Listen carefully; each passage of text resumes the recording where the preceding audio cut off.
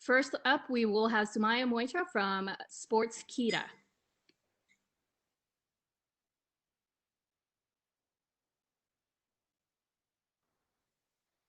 Sumaya, your line is open.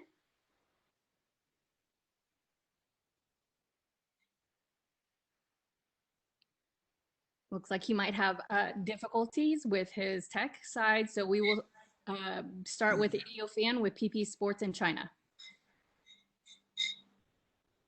Hello, Mr. Whittaker. This is Edio from PP Sports China. How are you doing today?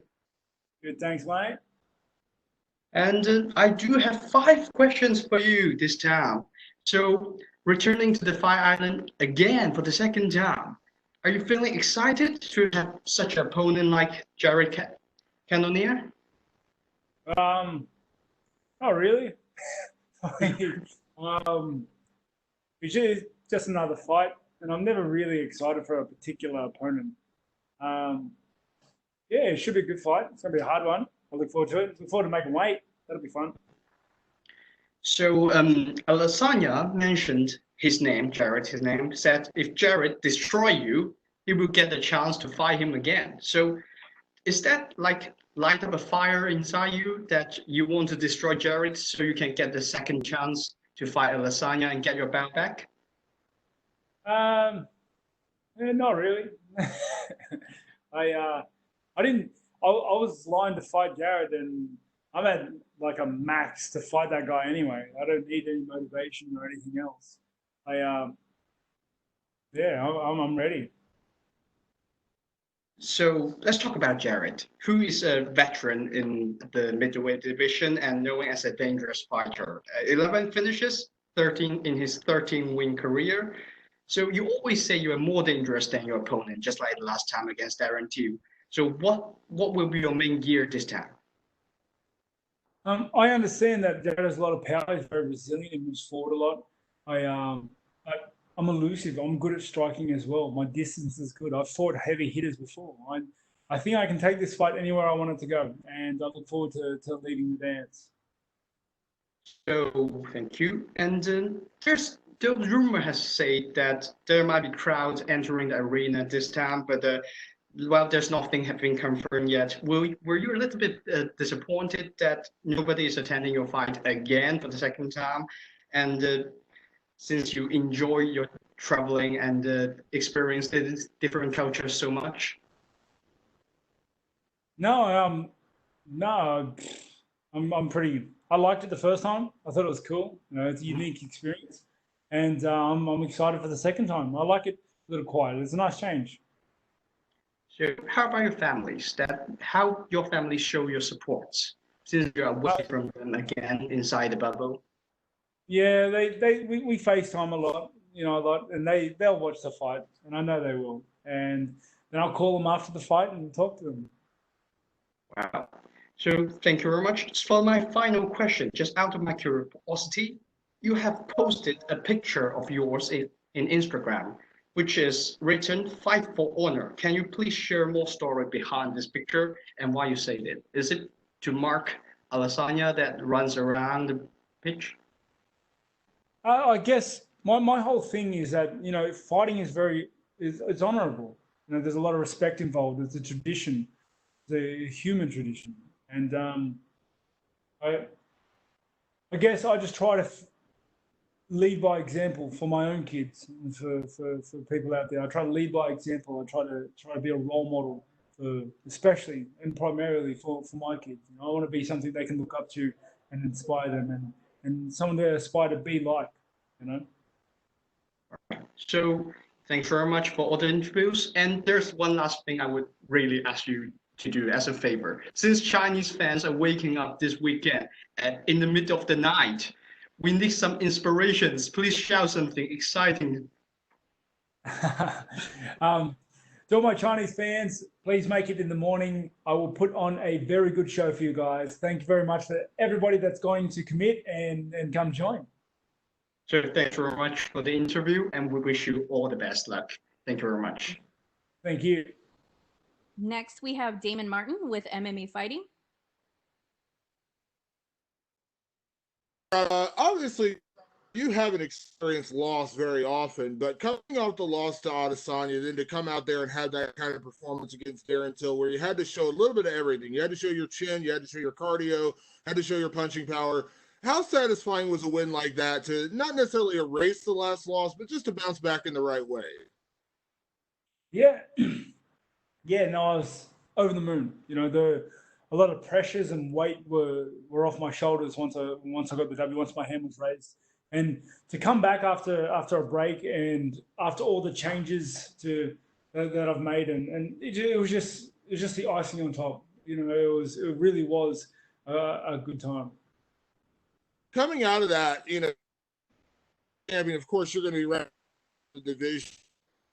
Going from that to Jared Kennedy, here you are right again. I mean, obviously, it's already been talked about. You know, Jared potentially fighting for the title with a win. Is that important to you? Like, is that like, you know, you want to win here and you want the title shot? Are you demanding that? Has it been told to you? Like, where do you stand in the title picture with this fight? I don't know. I haven't really worried about it. Well, my sights are just set on beating Jared, and whatever else happens after it happens. You know, I'm just happy to be here. I'm happy to get to work. I'm happy to fight Jared, and you know, I'm gonna focus entirely on that to get that done. When you look at Jared, light heavyweight, now he's a middleweight. You know, big puncher, power puncher. You know, obviously a very skilled guy. But do you think this is a bit of a step up in terms of competition for him as far as who he's fought in his career? I mean, no offense to Jack Hermanson, obviously a great fighter in his own right, but you know, this is the first, you know, that top three guy he's facing. Do you feel like this is a different level, or do you feel like he's ready for this moment? Yeah, I think anyone that fights me isn't ready for the level.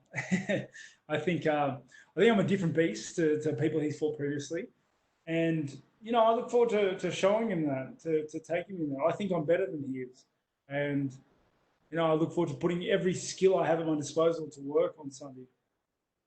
In your fight going into it, Eric was talking a lot about, you know, beating you and then fighting Adesanya, and he was already having, you know, a back and forth with Israel on Twitter and things like that. And then you go out there and beat him. And then this time around, Israel's saying Jared's the guy. Jared's going to destroy Whittaker. That's my next opponent. Things like that. And I know you're not a trash talk guy. You don't really say a lot in terms of your opponents, but do you kind of revel in playing spoiler here? You know, being the guy that, you know, this other guy's going to fight for the title. You beat him. Now here's another guy. Oh, he's going to fight for the title. Like, do you revel in kind of in this role where you're not the trash talker, but you do kind of keep getting in these situations that where you're playing the spoiler a little bit? Yeah, definitely. I love upsetting people. I've done it my entire career, so I'm happy to play that role. Honestly, I just want to beat Jared. Like, I'm focusing all my efforts on beating him. I'm not really worried where I'm going after that or before it. Like, everything is just aimed at him right now. And last question, you know, you've throughout when you were champion, you know, you obviously had some, you know, great had knockouts. You've had the decision. You kind of know all the different ways to win. But when you look at Jared, because he is kind of that high impact fighter, you believe he will give you to get a knockout in this fight. I know you can't predict that, but do you feel like this is the kind of opponent that will give you those opportunities to get a big finish, to kind of get back on that path of knockouts and things like that? Because it's not easy. You can't always do that with every opponent, but do you feel like Jared might give you those openings? Yeah, definitely. I think this is the fight where I can take the fight wherever I want. I think I have the skill sets to do that. I think I'm faster than he is. I think I hit just as hard as he does. I'm just as tough. I have the gas to go as long as he does. I think this is going to be an exciting fight. We're both very exciting fighters, and we're going to go out there and we're going to bring it. You know, I'm prepared for war, and yeah, can't wait. Next, we have Ezekiel Bergonzi from Somos MMA. Good, thanks, mate. How are you? Fine, thank you. So, can you tell us how it was mentally for you defeating Darren Till? How did you felt? No, I felt really good. You know, beating Darren. It was a tough fight. It was, and you know, coming off a break and after a loss to Israel, it was a lot of pressures, probably self-stacked on myself. But to come away with the victory was big. do you feel less pressure now that you have won for this fight? Like, do you feel more, oh, I don't have this, what ifs, or the pressures that a fighter has after a big loss? You don't have it, or you have a little bit? Can you tell us about that? Can you repeat that, please? If you have these pressures for this fight too. No, I don't feel the pressures for this fight. I'm pretty comfortable. You know, I'm very much like feeling that like this is just me getting to work. This is my job. This is what I was meant to do. And so coming here and just getting to work once again, especially so close after the last one, it just feels right. It feels what I should be doing. And what do you think about Jared as a rival? I think Jared's very tough. I think I'm definitely giving his skill set the respect it deserves. I feel I'm better and I feel I can beat him on the weekend, but who knows what's going to happen? He's a tough, explosive fighter. And if you beat Jared, do you think that now you have the tools to beat Adesanya in a rematch? Yes, certainly. I think I have the skills now. And as a fighter, having a loss against him makes me want to go back up against him and try my hand at him again. That's just something I want to do. But beating Jared won't change anything in the way that I feel about fighting or how I fight or my confidence in fighting. I'm already there. I'm confident in my skill set. I'm confident in who I am, and I'm confident in beating him. And after Adesanya beat Costa, what reflections do you have on your division? Like what? How do you analyze your division now that Adesanya beat Costa? That he was like the main contender of the fighter that everybody say that has the most probabilities to beat Adesanya. Now that he was defeated, what do you think about your division? Honestly, I don't think about the division much. I don't look at it. I don't watch it really that much. I just worry about the dude that I have to fight next, and that's it, really. So I'm walking my own path. I'm worrying about my own stuff, and that's just how I do it. That's my way. Thank you and good luck on Saturday. Thank you. And next, we will try again Samoya Moitra from Sportskeeda.